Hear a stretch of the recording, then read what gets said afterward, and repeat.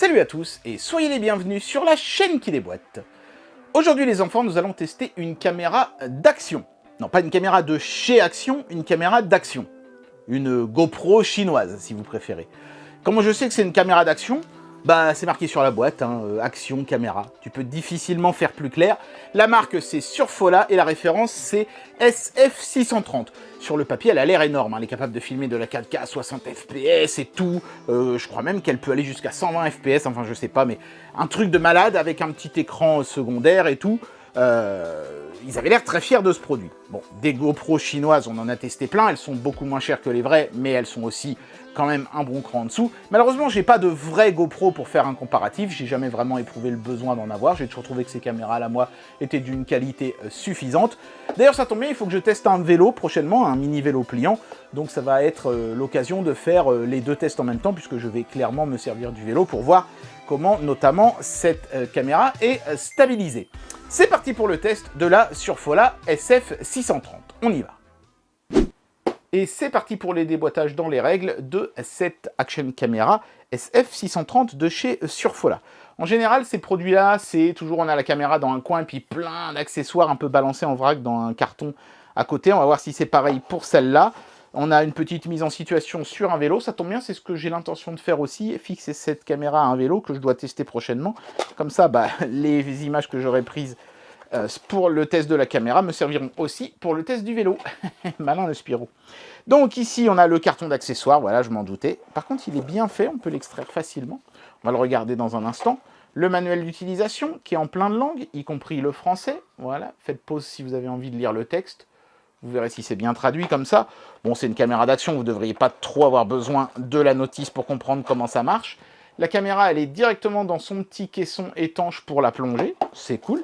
Et ils fournissent, regardez, et ça c'est cool aussi, non pas une, mais deux petites batteries. Comme ça, vous en aurez toujours une en train de charger, pendant que l'autre sera en train de fonctionner. Voilà, on va regarder tout de suite les petits accessoires. Je m'attends à avoir énormément de trucs balancés en vrac là-dedans. Voilà, c'est un petit peu ce que je pensais. Voilà, j'ai tout sorti. Alors, il y a beaucoup de choses, et je vois des choses qui me plaisent beaucoup. Une télécommande, en plus elle est dans une petite coque de protection en plastique, télécommande qui permet de déclencher la prise de vidéo et de photos à distance, voilà, et qui peut s'accrocher à une lanière, c'est très cool. Alors là, on va avoir toutes sortes de trucs sur adhésif qui permettent de fixer la caméra à des supports, un casque de vélo ou un truc comme ça, par exemple, ou de motard. Ça a l'air d'être un micro. Alors ça, ce serait vraiment très cool qu'il y ait un micro externe de fourni, parce que c'est quand même assez rare d'avoir la chance de l'avoir. Oui, c'est ça.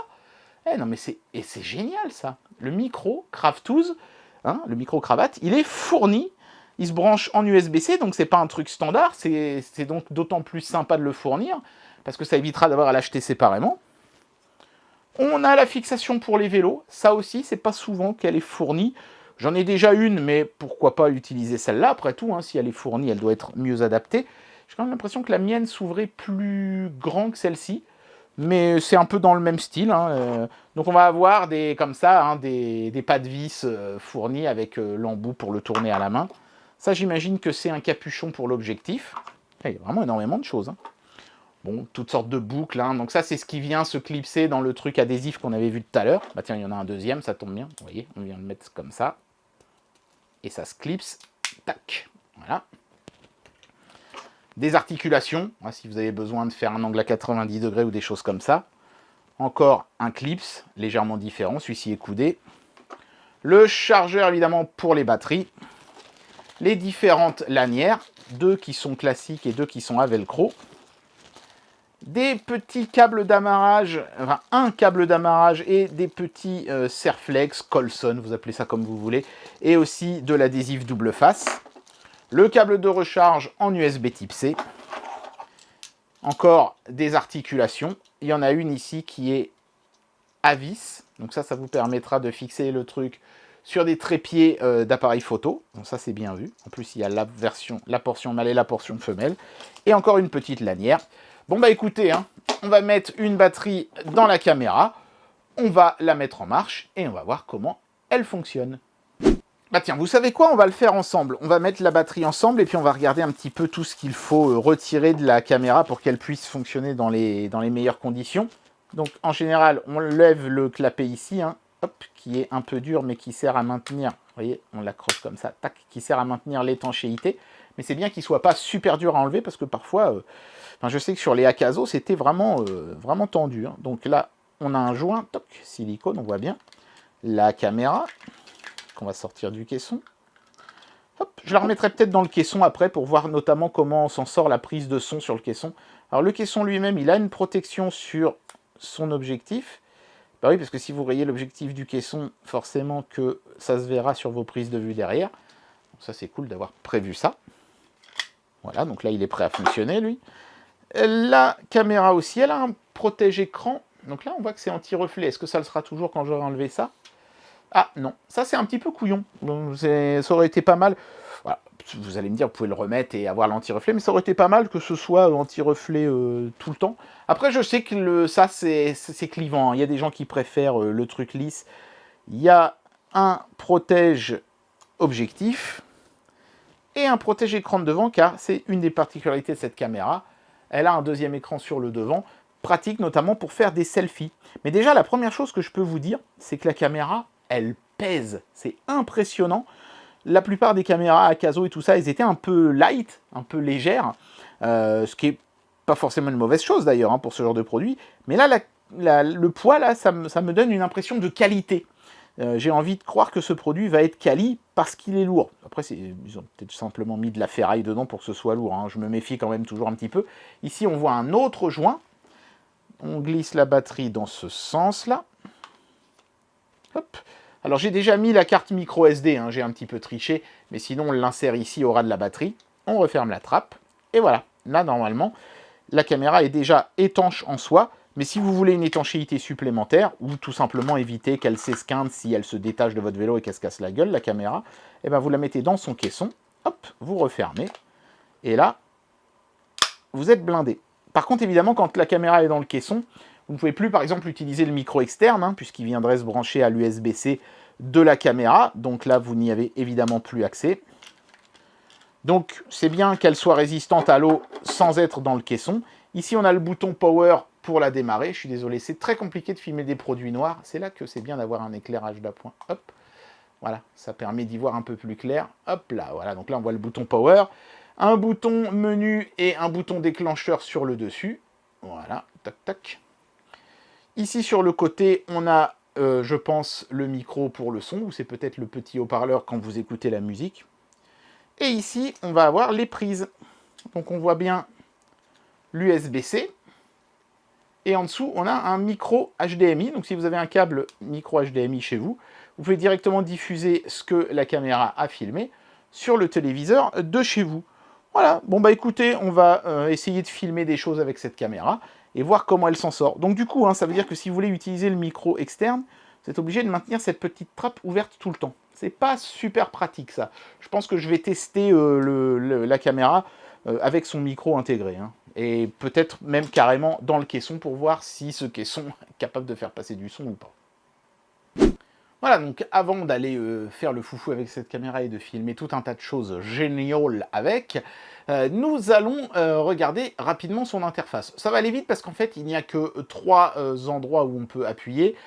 Ici, où il y a marqué normal, on va choisir ce qu'on veut faire comme type de vidéo. Donc normal, bah, c'est une vidéo normale, hein, vous l'avez compris. En boucle, ça va filmer en boucle, donc ça c'est plutôt intéressant si vous voulez vous servir de ça comme d'une dashcam. Le timelapse, ça va permettre de faire un timelapse, c'est-à-dire un accéléré, entre guillemets, hein, de ce que vous filmez. C'est souvent utilisé pour montrer les nuages bouger hyper vite dans le ciel, des trucs comme ça. Un ralenti, donc quelque chose qui vous permettra de voir les choses hyper détaillées, super lentes. Un accéléré, donc c'est un peu comme un timelapse en moins rapide, je pense. On peut configurer le Wi-Fi, donc ça c'est si vous voulez accéder à votre caméra en mode sans fil, voilà. Et puis ensuite, ici, bah, c'est la galerie de ce que vous avez pris comme photo et comme vidéo avec la caméra, ça vous permet d'effacer directement ce qui ne vous plaît pas. Et enfin, les réglages, il Il y a pas mal de réglages, hein, donc la taille de la vidéo, ça va être la résolution. Par défaut, c'est réglé en 4K 30 fps. On peut filmer en 4K 60 fps. Et si on baisse dans la résolution, on peut par exemple mettre du 1080p 120 fps, etc. Vous voyez, là, il y a des modes qui sont grisés. Et ces modes sont grisés parce que il y a des choses, par exemple, qui ne fonctionnent pas quand on active certaines choses. Comme par exemple l'anti-vibration. Si je désactive l'anti-vibration, hop, là, je n'ai plus rien qui est grisé. Donc attention, il faudra choisir, je pense que c'est parce que ça consomme du processeur tout simplement, hein, mais il faudra choisir entre certaines résolutions ou avoir ou pas l'absorption des vibrations, c'est-à-dire j'imagine l'anti-saccade quand on marche ou des choses comme ça. J'essaierai de faire les deux pour voir un petit peu les plus et les moins de chaque système. Après c'est vrai que filmer en 1080p 120 fps, ça ne sert pas à grand chose, sauf justement si vous voulez faire des ralentis. Ou dans ce cas-là, bah, si vous êtes en 720p 240 fps, évidemment vous aurez des ralentis beaucoup plus spectaculaires que si vous êtes seulement en 30 fps, ça va de soi. Voilà, bon après le reste c'est du classique, hein, l'exposition, les choses comme ça, tout ce qu'on s'attend à trouver sur une caméra de ce calibre. Allez, maintenant que vous avez vu ça, on va pouvoir se lancer à l'assaut de la réalisation de petits clips. C'est parti.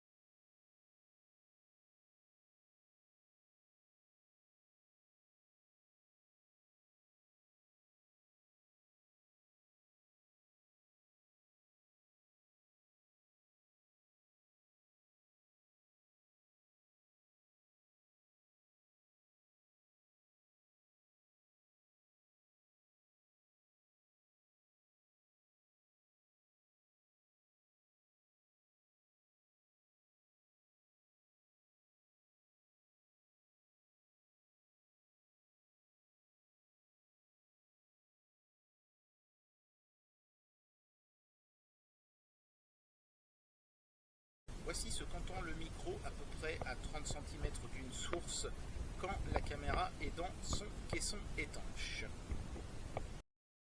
Et voici ce que la caméra entend exactement dans les mêmes conditions en dehors de son caisson étanche. Et voici ce qu'entend la caméra quand on utilise le micro-cravate qui est fourni avec. Notez que ça fait apparaître une petite icône sur l'écran, donc faites toujours attention quand vous filmez si cette icône est affichée. Si vous n'avez pas branché le micro, vous n'aurez pas de son. Et bien voilà, j'en arrive à la conclusion de cette vidéo et je vais vous donner mon avis sur cette petite Surfola SF630. Cette caméra n'a pas pour vocation, évidemment, à lutter avec une GoPro qui coûte 3 à 4 fois plus cher. Hein. Mais en revanche, il faut aussi se dire que pour désormais des sommes aussi dérisoires que 50 balles, on peut trouver des caméras d'action, y compris chez Surfola. D'ailleurs, leur modèle en dessous Je l'ai vu à 60 balles, je crois, sur Cdiscount, mais il ne filme pas en 4K 60 fps. C'est vraiment le gros plus de cette caméra, c'est de filmer dans une résolution très élevée avec un framerate très élevé. C'est vraiment d'ailleurs la plus grosse évolution par rapport aux précédentes caméras d'action que j'avais testées d'autres marques qui en général plafonnaient à de la 4K 30 fps. Là on a nos 60 fps, ça fait plaisir. Et en plus de ça, il y a eu une amélioration globale de la qualité d'image. Je pense qu'ils ont amélioré les capteurs dans ces caméras chinoises. On n'a plus par exemple de dérive colorimétrique quand on est à contre-jour. Avant on avait tendance à avoir des bords roses ou violets. Là ça a disparu. Je pense que soit ils ont amélioré l'algorithme, soit ils ont amélioré le capteur. Et un autre truc qui a été sensiblement amélioré, c'est la stabilisation. J'ai été très impressionné de voir que les grosses vibrations que j'avais sur le vélo ont été complètement presque anéanties par la stabilisation. Ça fait plaisir de voir que le gros point noir qu'on avait souvent avec ces caméras chinoises a été corrigé et qu'on a désormais une stabilisation, alors qui rivalisera pas encore une fois avec les GoPro, c'est pas l'objectif de cette caméra-là de rivaliser avec des caméras qui coûtent 3 à 4 fois plus cher, c'est de proposer une alternative bon marché, crédible. Et franchement, la stabilisation, elle est bien, elle est correcte, Il y a encore 2-3 petits soubresauts par-ci par-là, mais c'est vraiment beaucoup plus agréable que quand on se filme en mode brut, Donc oui, c'est une caméra que je peux recommander aux gens qui veulent faire des vidéos sur leur vélo ou de leur balade ou des trucs comme ça de manière amateur. Évidemment, pour les professionnels, c'est pas ce genre de caméra qui va venir faire de l'ombre au GoPro ou au DJI, c'est pas le but. Le but, c'est vraiment la caméra à moins de 200 balles qui permet de faire déjà plein de choses de manière plus que correcte. Et le contrat est largement rempli. Moi, je compte bien utiliser cette caméra au quotidien. En plus, il y a plein de fonctions. Outre, évidemment, l'action cam, il y a aussi la possibilité d'utiliser cette caméra comme une dashcam. On l'a vu, il y avait un menu mode de conduite, donc ça transforme la caméra en dashcam. Et il y avait aussi la possibilité de faire fonctionner cette caméra en webcam. Ça, j'ai vérifié de mon côté sur un ordinateur. Quand on la branche en USB, il y a un menu qui apparaît et on peut s'en servir comme d'une webcam. Et ça vous fait une webcam 4K 60 fps pour un prix inférieur à une caméra webcam équivalente de chez Logitech. Donc vous voyez, ça peut être un bon plan en faisant ça. Enfin, dernier truc que je vous ai pas encore montré, on finira la vidéo là-dessus.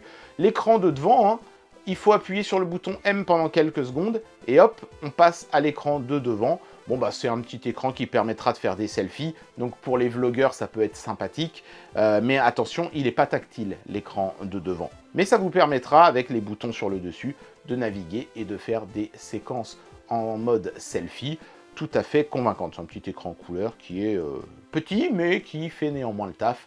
Voilà, donc quelques secondes, on rappuie et c'est l'écran de derrière qui reprend le relais. Voilà, donc un chouette petit produit de bonne qualité. La qualité de construction, on sent tout de suite qu'elle est top, qui rivalisera pas avec les GoPro, mais qui, pour le prix auquel il est vendu, fera largement le taf, et même un petit peu plus. Et bien voilà, c'était le test de la SF630 de chez Surfola. Je sais que dans les commentaires de ce genre de vidéo, tous les possesseurs de GoPro me disent « Ouais, non mais clairement, la qualité est inférieure à ma GoPro ».